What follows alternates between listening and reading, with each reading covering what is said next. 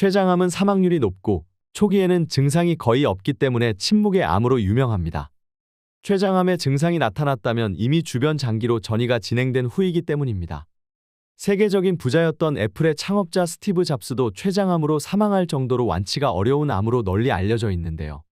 그래서 미리미리 췌장을 건강하게 유지하는 것이 가장 중요합니다. 오늘은 췌장암을 예방하는 음식과 췌장암을 유발하는 음식에 대해 알아보겠습니다. 알아보기 앞서서 영상 제작에 큰 힘이 되는 구독과 좋아요 부탁드립니다. 췌장암을 예방하려면 췌장에 염증이 나지 않도록 해줘야 합니다. 췌장염의 주요 원인은 가족력, 흡연, 음주, 간질환 등이 있습니다. 간염이나 간경변증이 췌장 내부의 소화 효소의 정상적인 분비가 방해되거나 손상을 입어 염증을 유발하는 것인데요. 췌장염이 만성으로 되면 췌장암 발병률이 20배 가까이 올라가게 됩니다. 그래서 염증을 잡아주는 것이 가장 중요한데요.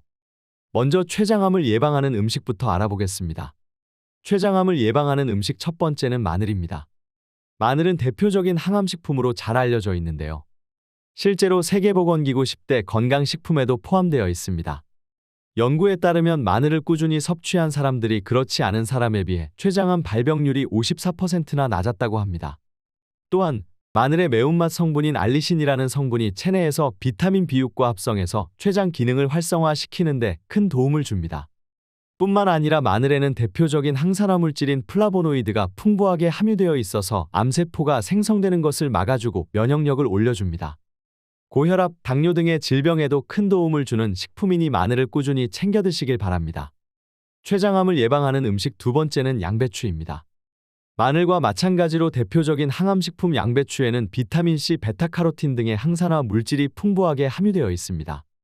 또한 양배추에는 항염증 특성을 가진 화합물인 글루콘산이 풍부한데요. 글루콘산이 체내의 염증을 억제해서 위염, 췌장염 등의 염증성 질환의 증상을 완화시키는 데 도움을 줄 수 있습니다. 양배추에는 식이섬유가 풍부한 것으로 유명하죠. 췌장은 소화효소를 분비하는 데 중요한 역할을 하기 때문에 식이섬유를 섭취함으로써 소화 과정을 원활하게 하고 췌장의 건강을 유지할 수 있습니다. 췌장암뿐만 아니라 중년 이후 걱정되는 유방암에도 큰 도움이 되는데요. 실제 연구에 따르면 양배추를 일주일에 3회 섭취한 여성이 일주일에 1회 섭취한 여성보다 유방암 발생률이 크게 감소했습니다. 양배추는 생으로 먹어야 항암 효과를 제대로 누릴 수 있으니 샐러드나 즙 형태로 드시는 것을 추천드립니다. 췌장암을 예방하는 음식 세 번째는 고추입니다. 한국 음식에서 빼놓을 수 없는 고추도 췌장암 예방에 도움이 됩니다. 실제로 고추의 매운맛을 담당하는 캡사이신 성분이 췌장암의 진행을 억제한다는 연구 결과가 있습니다. 왜 이런 결과가 나왔을까요? 캡사이신 성분이 췌장암 세포의 자살을 유도하기 때문인데요. 정상세포에는 영향을 미치지 않기 때문에 아주 큰 효과라고 할 수 있습니다. 캡사이신이 좋다고 설명드렸다고 시중에 파는 캡사이신 소스를 과도하게 드시면 오히려 위궤양 같은 질병을 얻으실 수 있으니 고추로 많이 섭취하시길 바랍니다. 췌장암을 예방하는 음식 네 번째는 녹차입니다. 로스앤젤레스 생물의학연구소의 연구에 따르면 녹차의 항산화 성분인 EGCG가 암과 관련이 있는 효소인 LDHA의 발현을 억제함으로써 췌장암 세포의 대사를 변화시킨다고 발표했습니다. 또한 LDHA를 억제하는 옥사메이트도 녹차나 녹차 추출물과 같은 작용을 하고 췌장암 세포 대사 시스템의 작동을 중단시킨다는 사실을 밝혀냈습니다. 뿐만 아니라 암역학 저널에 실린 대규모 연구에 따르면 녹차를 즐긴 사람의 췌장암 위험이 줄어든다고 발표했는데요. 특히 여성의 경우 37%까지 낮아진다고 발표했습니다. 또한 녹차는 만병의 원인인 스트레스를 완화해주고 고혈압 등의 심혈관 질환 예방에도 큰 도움이 된다고 하니 꾸준히 녹차를 섭취해보시는 것을 추천드립니다. 췌장암을 예방하는 음식 다섯 번째는 딸기입니다. 딸기도 췌장 건강에 큰 도움을 줄 수 있습니다. 그 이유는 바로 딸기 속의 엽산 성분 때문입니다. 음식을 통한 엽산 섭취가 350마이크로그램 이상인 집단이 200마이크로그램 이하인 집단보다 췌장암 발생 위험률이 무려 75% 낮았다고 하는데요. 놀라운 점은 영양제를 통한 엽산 섭취로는 췌장암 발생을 낮추는 효과가 나타나지 않았다고 합니다. 또한 딸기는 저당도 과일로 알려져 있습니다. 달콤하지만 혈당을 안정화시키는 데 도움이 되며 췌장의 인슐린 분비에도 긍정적인 영향을 줄 수 있습니다. 딸기가 좋다고 너무 과도하게 드시면 살이 찔 수 있기 때문에 적당량을 드시는 것을 권해드립니다. 췌장암을 예방하는 음식 6번째는 견과류입니다. 견과류에는 비타민 E, 단백질, 식이섬유, 미네랄 등 다양한 영양소가 함유되어 있어서 췌장 건강에 도움을 줍니다. 특히 아몬드는 췌장암 예방에 도움이 될 수 있는 식품으로 널리 알려져 있습니다. 아몬드는 산화방지제인 비타민 E를 풍부하게 함유하고 있어서 췌장암 예방에 효과적입니다. 또한 아몬드는 단백질과 식이섬유도 많이 함유하고 있어서 췌장암 예방뿐만 아니라 질병 예방에도 도움이 됩니다. 비슷한 효능을 가진 견과류로는 호두, 잣, 캐슈넛 등이 있습니다. 이들 견과류도 비슷한 영양소를 함유하고 있어서 췌장암 예방에 도움이 될 수 있습니다. 하지만 견과류를 과도하게 섭취하면 살이 찔 수 있으니까 적당량을 드시는 것을 추천드립니다. 그렇다면 췌장암을 예방하기 위해 멀리해야 하는 음식에는 어떤 것들이 있을까요? 바로 알아보겠습니다. 췌장암을 유발할 수 있는 음식 첫 번째는 기름진 음식입니다. 지친 하루가 끝나고 기운이 떨어지면 제일 먼저 생각나는 음식이 바로 치킨, 피자, 감자튀김 같은 기름진 음식인데요. 기름진 음식이 몸에 안 좋다고 이야기는 많이 들으셨겠지만 무시무시한 췌장암을 유발한다는 사실에 놀라셨을 것 같습니다. 기름진 음식을 섭취하면 혈액 속 콜레스테롤 수치가 증가하고 혈액 속의 지방 농도가 증가하게 됩니다. 콜레스테롤 수치와 지방의 농도가 증가하면 혈관벽에 부담을 주어 혈관벽이 두꺼워지고 단단해집니다. 동맥에 이러한 현상이 나타나면 동맥경화가 되는 것이죠. 이에 따라 혈액순환에 필요한 혈관 내부의 동맥벽이 좁아지고 혈액순환에 방해가 됩니다. 또 기름진 음식은 혈압 상승의 원인 중 하나입니다. 지방이 많은 음식을 섭취하면 체내의 나트륨 농도가 증가하게 되는데요.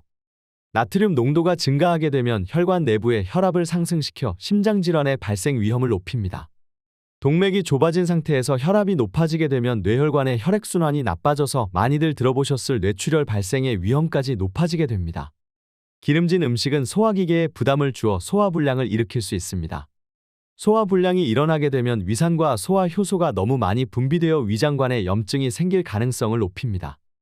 이러한 염증은 만성적으로 지속되면 췌장, 간, 심장 등에 손상을 줄 수 있으며 장기적으로는 위암, 췌장암 등의 발생 위험을 증가시킬 수 있습니다.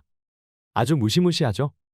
특히 췌장은 소화효소를 분비하는 중요한 역할을 담당하고 있는데 지방이 많은 음식을 섭취하면 소화효소를 분비하는 양이 증가하게 됩니다. 분비하는 양이 증가하면 췌장에 부담이 가해지고 부담이 가해지다 보면 장기적으로 췌장의 기능을 저하시킬 수 있으며 췌장에 염증이 발생할 수 있는 위험도 증가시킵니다. 그러다가 췌장에 염증이 지속되면 췌장암 발생 위험이 증가하는 것이죠. 그러니 췌장 건강을 지키고 싶으시다면 과도하게 기름진 음식은 피하는 것을 강력 추천드립니다. 췌장암을 유발할 수 있는 음식 두 번째는 액상과당입니다. 액상과당이라고 말씀드리면 굉장히 생소해하시는 분들이 많을 것 같은데요. 액상과당은 포도당으로 이루어진 옥수수 전분에 인위적으로 과당을 첨가해 만든 물질입니다. 설탕보다 가격이 저렴해서 설탕 대체제로 각종 가공식품에 쓰이고 있는데요. 과당은 과일이나 설탕에도 많은데 유독 액상과당 섭취가 안 좋은 이유가 뭘까요? 바로 체내 흡수 속도가 과도하게 빠르기 때문입니다. 과일을 먹을 때는 과당과 함께 과일 속 식이섬유를 같이 먹어 흡수 속도가 늦고 설탕 역시 과당에 포도당이 결합돼 있어 체내 흡수 속도가 비교적 느립니다.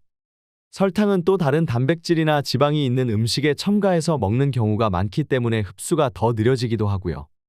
하지만 액상과당은 식이섬유와 같이 섭취하지 않을 뿐 아니라 과당과 포도당이 분리돼 있어 체내 흡수 속도가 과일이나 설탕에 비해 훨씬 빠릅니다. 혈당이 급격히 오르기 때문에 비만이나 당뇨병을 유발할 가능성이 더 높아지고 높은 혈당 수치 때문에 인슐린을 과도하게 분비하게 됩니다. 이로 인해 췌장에 무리가 가고 이게 지속되면 췌장에 염증이 생기게 되는 것이죠. 또한 당을 섭취하면 대부분 간에서 대사되는데 많이 섭취하면 간에서 분해된 과당이 지방산으로 전환되어 지방간의 원인이 되기도 합니다. 또 액상과당은 천연과당보다 혈액 속 단백질 성분과 엉겨붙는 작용이 빠릅니다. 그로 인해 혈액 속 염증 물질을 만드는 췌종당화산물이 만들어지고 심내혈관 질환 위험을 높이게 됩니다. 그렇기 때문에 췌장암 예방과 심혈관 질환 예방, 당뇨 예방을 위해서 액상과당이 첨가된 식품을 멀리하는 것이 중요합니다. 식품 라벨에 액상과당들의 이름 액상과당, 곡과당, 콘시럽, 옥수수 시럽이라는 글자가 있는지 확인해 보시고 액상과당을 완전히 피할 수 없다면 설탕 등을 포함해 하루 25g 미만으로 섭취하도록 노력하시는 것을 추천드립니다. 췌장암을 유발할 수 있는 음식 세 번째는 가공육입니다. 가공육은 어느새 우리나라 밥상에 빠지지 않고 올라오는 반찬입니다. 구운 햄과 흰쌀밥, 소세지 야채볶음, 훈제요리, 베이컨 등 아주 친숙하시죠? 하지만 이러한 가공육은 췌장암을 비롯해서 각종 질병을 유발할 수 있습니다. 가공육에는 먹음직스러운 색을 내기 위한 발색제를 비롯하여 많은 양의 나트륨이 들어갑니다. 또한 육류를 절이거나 훈제하는 과정에서 각종 화합물들이 첨가되는 경우가 많기 때문에 우리의 장 건강을 크게 망가뜨리게 됩니다. 대표적으로 발색제 및 보존제로 아질산나트륨이라는 성분이 많이 첨가되는데요. 아질산나트륨이 단백질 속의 아민이라는 성분과 만나면 니트로소아민이라는 발암물질이 만들어집니다. 국제암연구소에 따르면 매일 50g의 가공육을 섭취할 경우 대장암 발생 위험이 18% 증가한다고 발표했으며 2019년에 발표된 한 연구는 아질산나트륨을 섭취하는 것이 췌장암 발생 위험을 증가시킨다는 결과를 보여주기도 했습니다. 이러한 아질산나트륨만 문제가 되는 것이 아닙니다. 햄, 소시지, 베이컨 등의 가공육은 지방과 콜레스테롤 함량이 매우 높습니다. 이러한 지방은 동맥경화를 촉진시키고 고혈압, 심장질환, 뇌졸중과 같은 심혈관 질환의 원인이 됩니다. 첫 번째로 설명드린 기름진 음식에 포함되는 것이죠. 또한 가공육은 일반적으로 소금 처리가 많이 되어 있으므로 나트륨 함량이 높은데요. 과다한 나트륨 섭취는 고혈압, 심장질환 등의 원인이 될 수 있습니다. 전문가들은 가끔 먹는 가공육은 크게 문제될 게 없겠지만 꾸준히 자주 섭취하는 것이라면 암 발생 위험 역시 커질 수밖에 없다고 지적합니다. 건강을 위해서라면 되도록 가공육 섭취는 피하는 것이 좋고 단백질을 섭취하고 싶다면 가공되지 않은 고기를 섭취하는 것을 추천드립니다. 췌장암을 유발할 수 있는 음식 네 번째는 술입니다. 췌장암과 술에 대한 연구는 많이 진행되고 있는데요. 많은 연구들이 술을 과도하게 섭취하는 경우 췌장암 발생 위험이 높아진다는 결과를 보여주고 있습니다. 술에 들어있는 알코올은 간에서 아세트알데히드로 분해되고 이 과정에서 활성산소가 발생합니다. 활성산소는 췌장세포의 손상을 일으켜서 췌장염을 유발하고 췌장의 기능을 방해할 수 있습니다. 가끔 포금을 하는 것도 안 좋지만 췌장에는 자주 마시는 것이 더 안 좋다고 하는데요. 만성적으로 술을 마시는 경우 췌장에 염증이 지속되게 되는데 만성적인 췌장염증은 췌장암 발생 위험을 높입니다. 또 대표적으로 술은 비만의 원인으로 지목되는데요. 비만은 췌장암 발생 위험을 높이는 요인 중 하나입니다. 마지막으로 알코올 대사 과정에서 대사산물이 생기게 되는데요. 이러한 대사산물은 DNA 손상을 일으키고 췌장암 발생의 원인이 될 수 있습니다. 매일매일 습관적으로 술을 드시고 계시다면 조심하시길 바랍니다. 오늘은 췌장 건강에 도움이 되는 음식과 독이 되는 음식에 대해 알아보았습니다. 오늘 알려드린 음식들을 바탕으로 식습관을 더욱 건강하게 개선하시길 바랍니다. 오늘은 아쉽지만 여기까지입니다. 오늘 영상이 도움이 되셨다면 구독과 좋아요 꼭 눌러주시고 영상 보시고 궁금한 점이 생기셨다면 댓글을 남겨주세요. 저는 더욱 유익한 영상으로 다시 찾아뵙겠습니다. 감사합니다. 건강하세요.